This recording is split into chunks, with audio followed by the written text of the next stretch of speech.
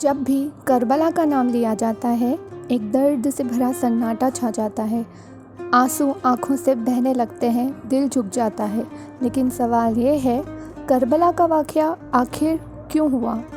نبی کریم صلی اللہ تعالیٰ علیہ وسلم کے اپنے لال امام حسین رضی اللہ تعالیٰ عنہ، ان کا خون زمین پر کیوں بہا؟ اس سوال کا جواب جاننے سے پہلے ضروری ہے کہ ہم اس خاندان کو جان لیں جو سب سے پاک، سب سے عظیم اور اللہ کے سب سے قریب تھا، اہل بیت۔ حضرت محمد صلی اللہ تعالیٰ علیہ وسلم جو اللہ کے آخری پیغمبر، ان کے 7 بچے تھے، مگر تقدیر کا رنگ دیکھیے، ان کی وفات کے بعد صرف ایک بیٹی حضرت فاطمہ الزہرا رضی اللہ تعالیٰ عنہ ہی زندہ رہیں۔ فاطمہ رضی اللہ تعالیٰ عنہ کا نکاح رسول اللہ صلی اللہ تعالیٰ علیہ وسلم کے چہیتے کزن حضرت علی رضی اللہ تعالیٰ عنہ سے ہوا۔ ان دونوں سے پیدا ہوئے امام حسین اور امام حسن۔ یہ دونوں رسول اللہ صلی اللہ تعالیٰ علیہ وسلم کے نواسے، ان کے لال، ان کی روح کا سکون تھے۔ آپ صلی اللہ تعالیٰ علیہ وسلم نے فرمایا، حسن اور حسین جنت کے جوانوں کے سردار ہیں۔ تو پھر سوال اٹھتا ہے کہ اتنے پاک، اتنے عظیم لوگوں سے دشمنی کیوں ہوئی؟ امام حسین رضی اللہ تعالیٰ عنہ سے کیا غلطی ہو گئی تھی جو ان کے اور ان کے 72 ساتھیوں کو پیاسا شہید کر دیا گیا؟ جواب صرف اتنا ہے، یہ جنگ تھی حق اور باطل کی۔ امام حسین رضی اللہ تعالیٰ عنہ نے صرف ایک بات کہہ کر زندگی اور موت کا فیصلہ کر لیا، میں ظلم کے ساتھ نہیں دے سکتا۔ کربلا میں امام حسین رضی اللہ تعالیٰ عنہ نے حکومت کے لیے نہیں، اسلام کی سچائی بچانے کے لیے اپنا سب کچھ قربان کر دیا۔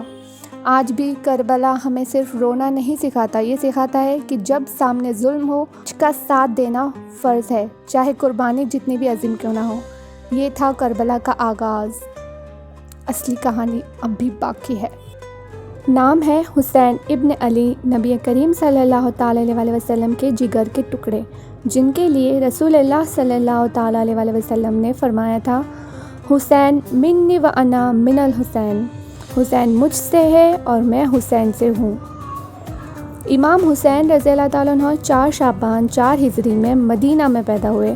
آپ کے والد حضرت علی ابن ابی طالب رضی اللہ تعالیٰ عنہ اسلام کے شیر، اور والدہ حضرت فاطمہ الزہرا رضی اللہ تعالیٰ عنہ رسول اللہ صلی اللہ تعالیٰ علیہ وسلم کی روح کا آئینہ۔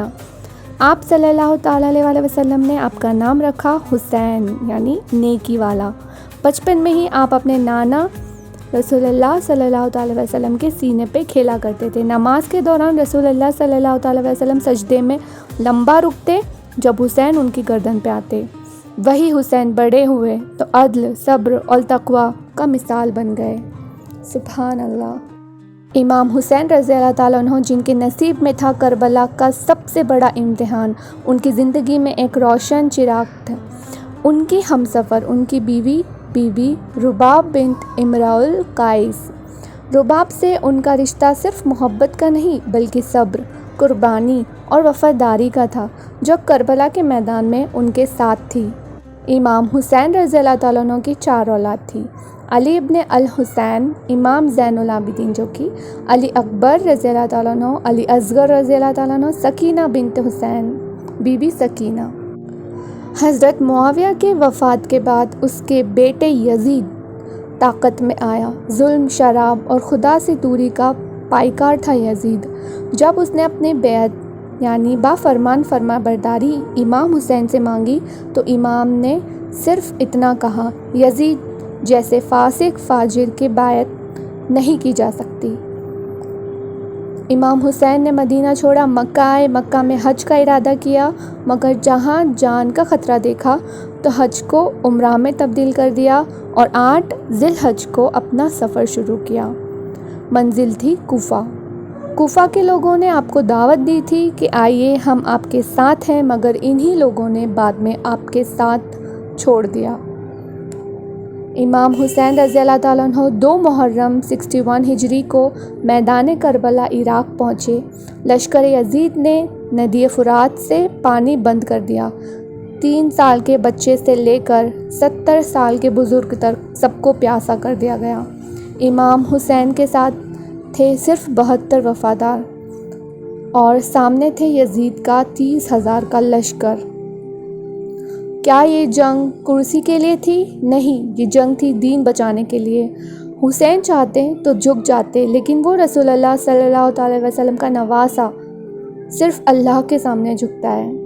سبحان اللہ، اللہ اکبر۔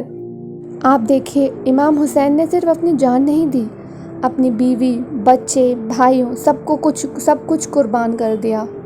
آج ہم کربلا کا نام لیتے ہیں، مگر امام حسین رضی اللہ تعالیٰ عنہ اور ان کی رباب، علی اکبر کا جسم، علی اصغر کا گلا، بیوی سکینہ کی پیاس، ان سب کے بیچ جو درد چھپا ہے وہ صرف سمجھا جا سکتا ہے، بیان نہیں کیا جا سکتا۔